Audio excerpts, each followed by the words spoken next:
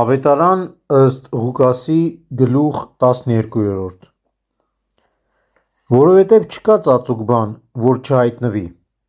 և գաղտնի բան, որ չիմացվի,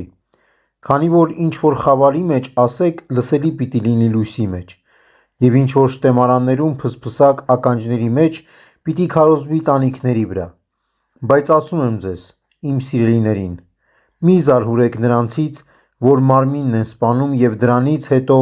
ավելի բան անել չեն կարող, այլ ցույց կտամ ձեզ, թե ումից պետք է վախենաք: Վախեցեք նրանից, ով սպանելուց հետո գեհեն նետելու իշխանություն ունի: Այո, ասում եմ ձեզ, վախեցեք նրանից: